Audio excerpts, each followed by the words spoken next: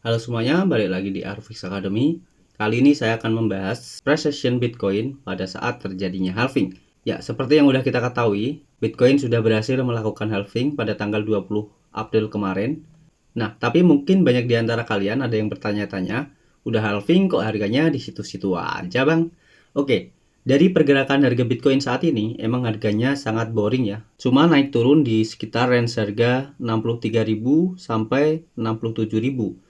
Tetapi kita coba lihat juga ya pergerakan Bitcoin saat awal-awal halving di halving sebelumnya. Pada awal halving yang pertama di 2012, ini harga Bitcoin cenderung sideways dalam waktu 42 hari ya, sebelum harga mengalami kenaikan yang signifikan. Dan untuk halving yang kedua, di sini harganya sempat mengalami penurunan ya setelah halving sekitar 31%. Dan harganya juga cenderung sideways yang membutuhkan waktu sekitar 108 hari sebelum harganya ini mengalami mega pump atau kenaikan yang signifikan.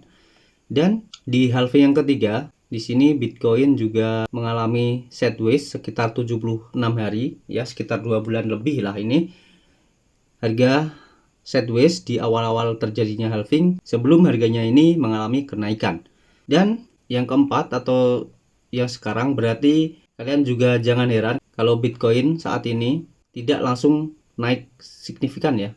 Jadi teman-teman jangan berpikir Bitcoin halving harga langsung pam naik.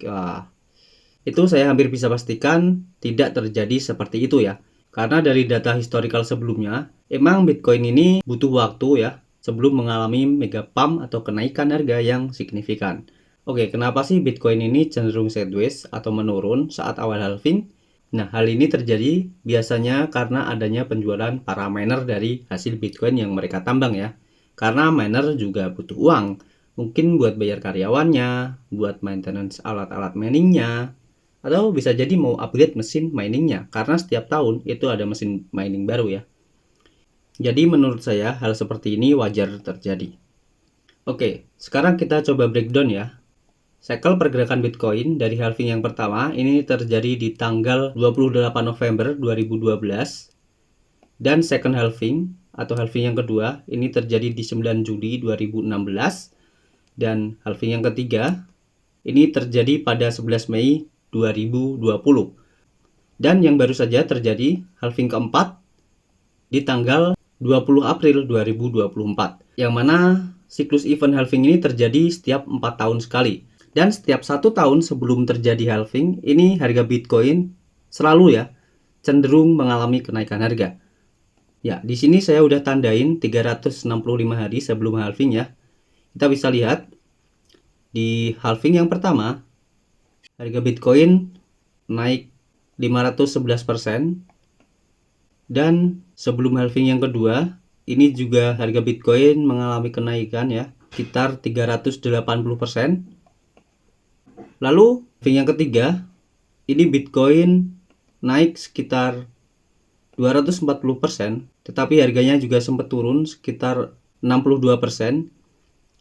Saya masih ingat banget ini karena adanya Covid ya waktu itu, tetapi di sini masih bisa kita anggap harganya cenderung naik lah ya. Karena Covid ini merupakan peristiwa Black Swan yang mana tidak ada orang yang bisa menduga atau memprediksi peristiwa itu akan terjadi. Dan 1 tahun sebelum halving yang keempat kemarin, harga Bitcoin juga cenderung naik sekitar 190%. Lalu setelah halving, harga Bitcoin selalu mengalami kenaikan harga yang signifikan karena ada supply shock dari faktor halving. Yang mana halving pertama mencapai peak atau titik tertingginya ini membutuhkan waktu sekitar 371 hari atau sekitar 1 tahun pada tanggal 4 Desember 2023. Lalu halving yang kedua mencapai titik tertingginya ini dalam waktu 526 hari di tanggal 17 Desember 2017. Dan halving yang ketiga ini juga mengalami kenaikan yang signifikan dan mencapai peaknya di tanggal 8 November 2021. Yang mana ini mencapai titik tertingginya membutuhkan waktu sekitar 546 hari. Nah, dari sini sekarang kita semua tahu bahwa harga Bitcoin akan mengalami kenaikan yang signifikan di 1 sampai 1,5 tahun setelah halving itu terjadi. Yang mana halving yang pertama, di sini Bitcoin naik sekitar 9.900%. Halving kedua Bitcoin naik 2.700%. Halving ketiga juga naik 729%.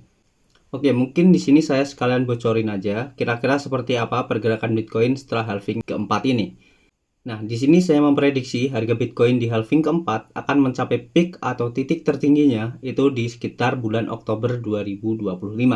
Yang mana ini saya ambil dari data historical halving yang kedua dan yang ketiga. Yang mencapai titik tertingginya itu dalam waktu sekitar 1,5 tahun setelah halving. Maka di sini saya cocok logi aja ya, kalau Bitcoin akan mencapai peaknya 1,5 tahun setelah halving juga di bulan Oktober 2025. Bisa jadi lebih cepat, bisa jadi lebih lama, karena ini murni hanya teori cocok logi aja ya guys. Oke, lalu precisionnya seperti apa bang? Oke, untuk precision ini saya ambil dari data dari Rainbow Chart ya.